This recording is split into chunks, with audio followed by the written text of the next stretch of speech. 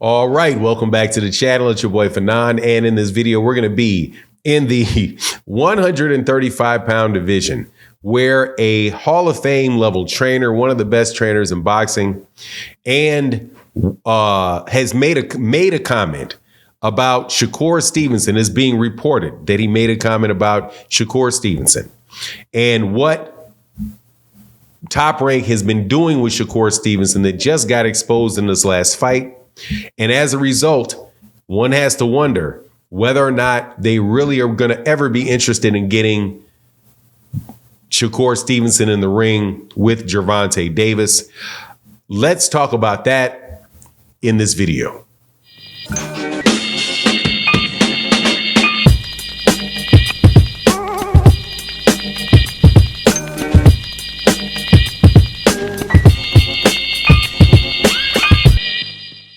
All right, welcome back to the channel. It's your boy Fanon, and in this video, we're going to be in the 135-pound division, where some information has come to light and statements that were made by one of the best trainers in boxing and most accomplished trainers in boxing, Buddy McGirt, about Shakur Stevenson, about Top Rank, and how this really could have affected and been a reason behind the Edwin De Los Santos fight and why it went so poorly, and also why there could very well be a hesitancy on Top Rank's part to ever match him with Gervonta Tank Davis. And it has everything to do with this right here. Does Shakur Stevenson have a fatal flaw? Let's talk about that. But before I do, let me welcome you back to the channel. If you are new to the channel, please accept my invitation to hit the subscribe button, hit the bell icon so you can be notified of when we release more videos. And if you are a longtime subscriber and supporter of the channel, thank you guys so much. And thank you to everybody that supports in the super thanks of videos like this. It really makes a huge difference to the channel. So thank you guys. Thank you guys. Thank you guys. Cannot tell you how much I appreciate you. Thank you, Matty Yole. Thank you, Barbara D. Thank you to everybody. Thank you, Jeff Miller. Thank to everybody else that does it. Man, it's wonderful. Thank you.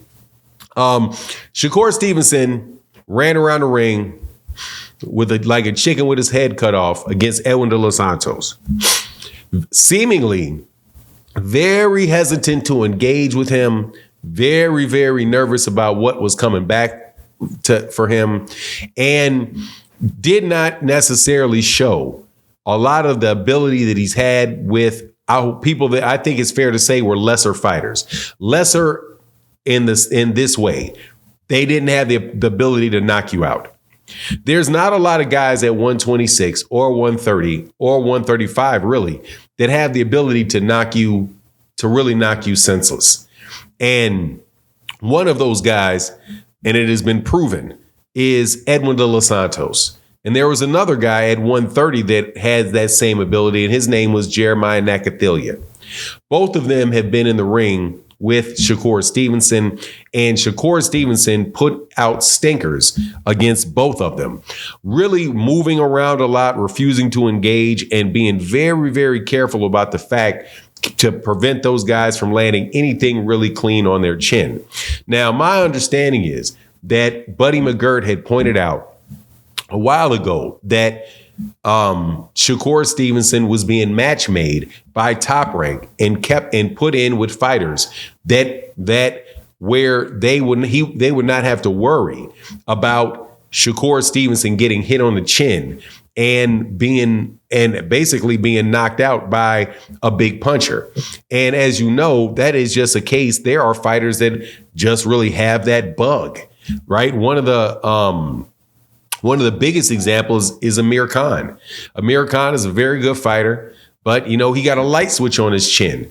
And if you touch him on that chin, more than likely you're going to get him out of there, whether you're a really big puncher or whether you're not a big puncher. The likelihood of you hitting Amir Khan on the chin and Amir Khan going away is high.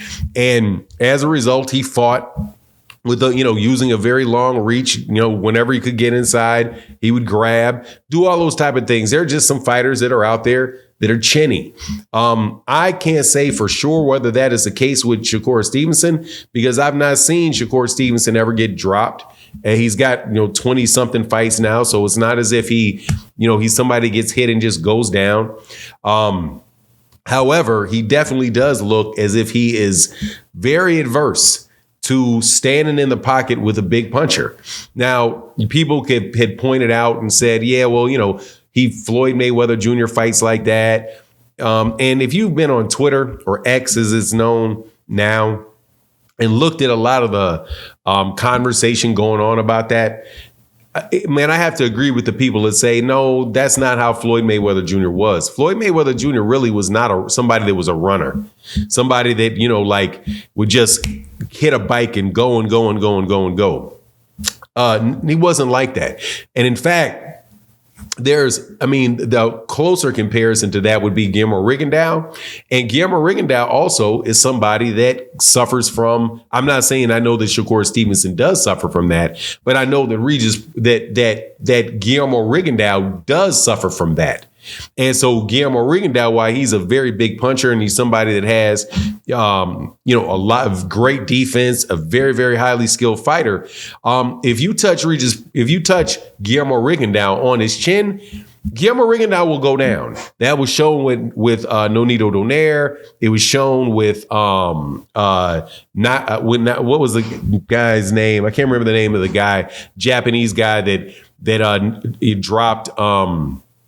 Guillermo Rigondeaux, and then of course there were some. It was like maybe 2 or 3 people that knocked down Guillermo Rigondeaux when they hit you clean on the chin. Even in some of the fights he's had recently on the PBC, he got touched on the chin and immediately switched up and went back to moving, slipping, and making sure you never touched his chin.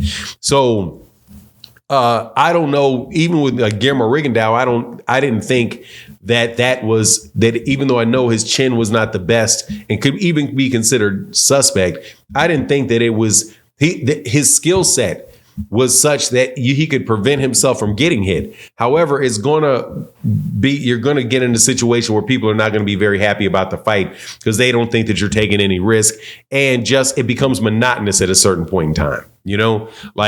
It takes all of the excitement away because the moving and slipping and all of that, at least in my mind, lets me know that nothing this guy is going to throw is going to land. And this guy is not going to throw anything. He's just going to move and maybe tap you a couple times. So we're just going to wait for this. It's like watching water. It's like watching water drain in a sink or something, right? Just, there it goes.